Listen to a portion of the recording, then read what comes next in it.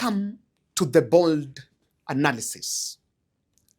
Raila Odinga, the ODM leader, should never again talk about MCA's ability or capacity to oversight the governors. That's number one. And I don't believe it doesn't warrant a newspaper. It does not meet the threshold of a newspaper headline or a storyline for the country to be told that MCAs who are masquerading as having genuine mismanagement case against the governors, Governor Sakaja, have now been forced to withdraw that impeachment simply after meeting Raila Odinga and William Ruto. Because that is an embarrassment to this country. And of course, it vindicates what I said yesterday, that that impeachment was a charade that was only staged to divert the people's attention from the shambles that was going on. And I want us to look into that keenly. Kindly subscribe to our channel, click the notification bell and like our videos, and thank you very much for supporting this podcast. This is the only podcast, the leading podcast that has also backed one of the most impactful charity foundation, the Bold Foundation.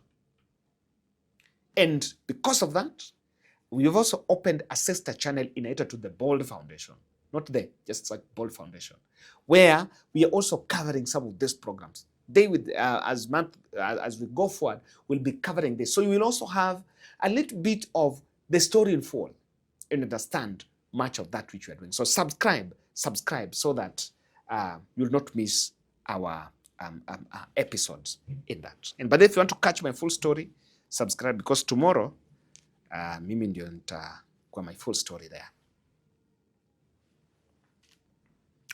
Ladies and gentlemen, I think we cannot celebrate the fact that MCAs who are supposed to oversight executive in the county are being summoned by ODM leader Raila Odinga and William Ruto. And out of that meeting, they withdraw that impeachment motion. Why am I saying we cannot withdraw? Yesterday, the MCA spoke about mismanagement. They spoke about the governor has failed to deliver for the people of Nairobi. They talk about some, misuse of funds in the city county of Nairobi. So after meeting the president, has Nairobi now changed? And if so, then who are the real enemies of development in Nairobi? Raila Odinga summoned ODM MCAs in Jaramogi Oginga Odinga offices in Nairobi. At the same time, President William Ruto also summoned a section of UDA MCAs in State House. The two meetings, after it all, they struck a deal, and an impeachment motion that was drafted against Governor Sakaja was immediately withdrawn. And someone wants to, and this move, William Ruto the other day was complaining about corruption. And just within a twinkle of an eye, let me try to use that tene word there. Himself, he's meddling with MCAs. Raila Odinga, who was saying that there is no need for governors to go to Senate for oversight, and that oversight all should be left for MCAs, is now summoning MCAs who are trying allegedly to do their oversight work, unless it is a charade, as I said in my previous analysis. It's a shame for Odinga to have struck a deal that out of an impeachment that was supposed, impeachment motions, they also exposed to the country what exactly is happening. And let me tell you some of the cards that were used. The meeting was convened by Raila, and it was after a series of night meetings where MCS were allegedly also given a share of the city loot. And they really accepted that they would just take the city loot. The meeting was attended by Fred Gumo, the veteran Nairobi politician, Executive Director Odour, a section of Nairobi MPs, and the MCS themselves, and Raila Odinga. And one of the cards that was used was an argument that the beneficiary of that impeachment was going to be the deputy governor of Nairobi. And who is that deputy governor? Mushiri, a former Absa Bank operations manager. And according to and this is what was said on the Odinga side, a tribal card was thrown, and the MCS were told a very, a very shallow argument that mkitoa Sakaja, the person who's become the governor is going to be from Gema. And so probably through that, Rigathi shall have benefited.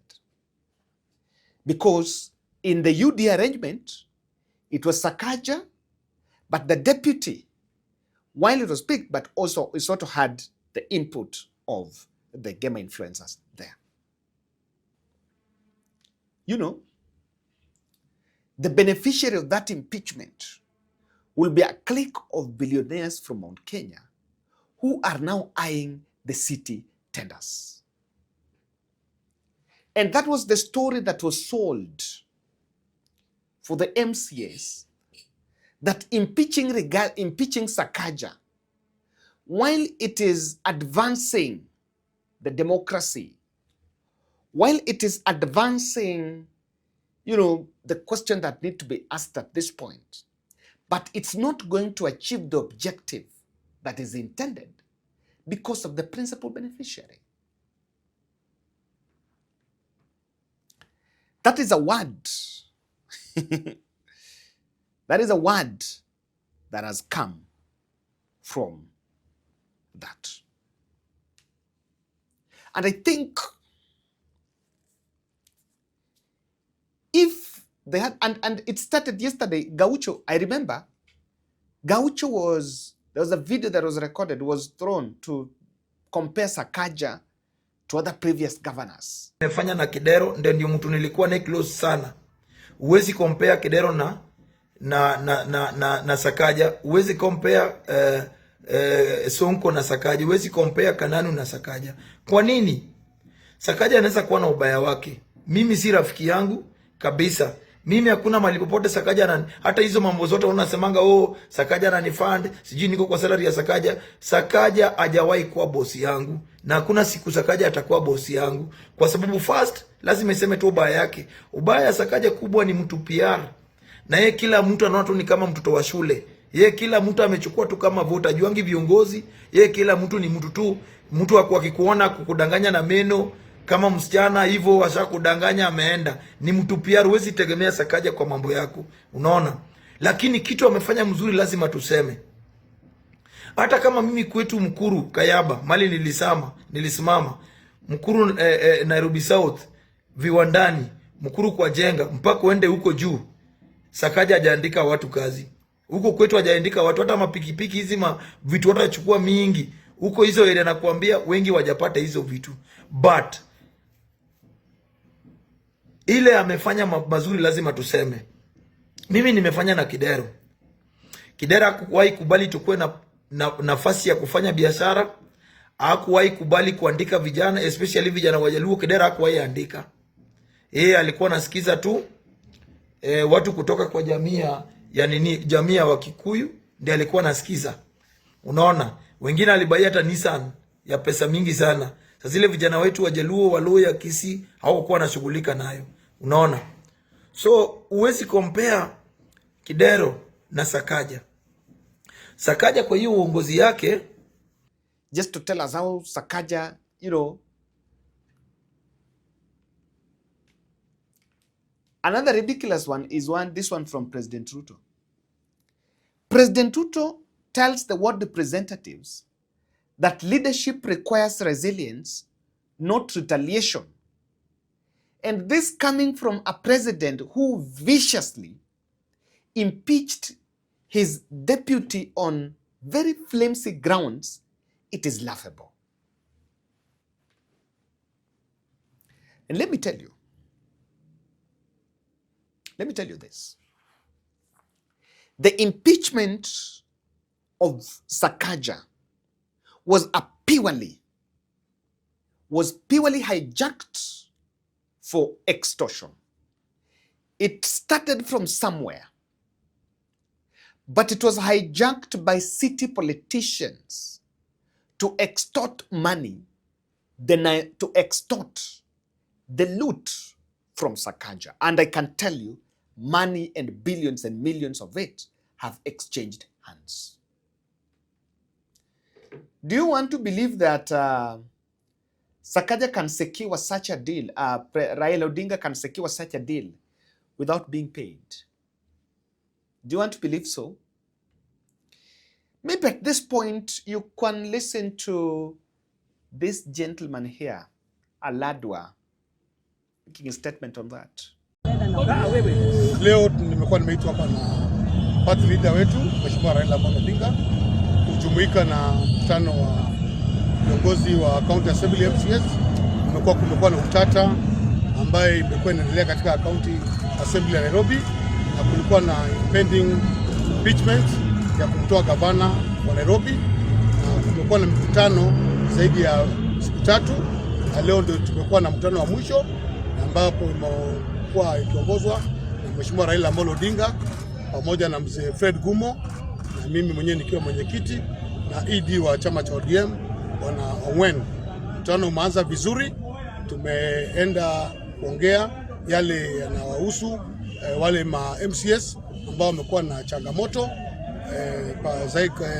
kupitia mkutano yao ambao wamekuwa nayo, na walikuwa napanga kumtoa governor, na walikuwa wameweka sahihi za kutosha za kumtoa gavana wa Nairobi bwana Sakaja. Na katika maongeo yetu ambayo tumekuwa nao kwa masaa 4-5 ambayo yamepita, tumeongea na watu wamezungumza, na MCS wametoa mambo yao na yamesikizwa, na vile vile pia leadership wametoa mambo yao ikasikizwa. Kwa hivyo kwa kauli moja tumekubaliana kwamba hiyo pending impeachment iahirishwe na itolewe, na sasa tumekubaliana governor aendelee na kazi, na vile vile ajumuike na akapewa pia marekebisho ambayo anafaa kufanya katika uongozi wake katika kaunti ya Nairobi. Kwa hivyo yale mazungumzo yamezungumzwa na imekuwa kwa wazi, na nataka kumshukuru kiongozi wetu bwana Mheshimiwa Raila Odinga kwa kuweza kukutanisha na MCs wote wa Azimio, na wote wameongea kwa kauli moja na wamekubaliana. Hakuna mtu ameweza kulazimishwa. That is the ODM chairperson. And MCS, as I see it, were clearly in a cahoot by a clique of Nairobi MPs who were seeking audience with the governor to ensure that their city tenders on their way come their way, and a facilitation of the money going to assembly. And because of this, if someone feels that,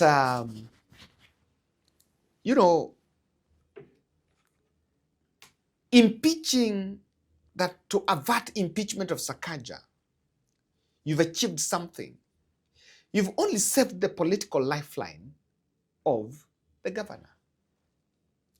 But it has not really addressed the governance issues that is there. Because at this point, I would want to ask MCS, after meeting Raila, now the drainage in Kibera slums are now fixed. Okay? The money that you guys were telling us that was misappropriated, has it now been returned to the public coffers, to the city treasury? Has it been fixed? You know? And I think at this moment, there is something that comes out of this impeachment. I've always been saying, no governor can be impeached without the blessings of the president and specific president. William Ruto impeached Rigathi Gachagua. It's not debatable. Money was paid on whoever was to ensure that that impeachment happens. That is not questionable. William Ruto impeached Kawira Mwangaza. And let me ask, what is the business of a president summoning MCS, Raila Odinga summoning MCS who are doing their work? What is their interest to ensure then that Sakaja survives? What is their interest? Are they part? Are they also benefiting from the Nairobi mess? And at this point, the story is supposed to run. Then Raila and Ruto are running the county assembly, or rather they are running the county government of Nairobi. Because if it were not them, then governor would have been impeached. And if it had to take them for governor not to be impeached, then did MCS have a legitimate case for Governor Sakaja to answer?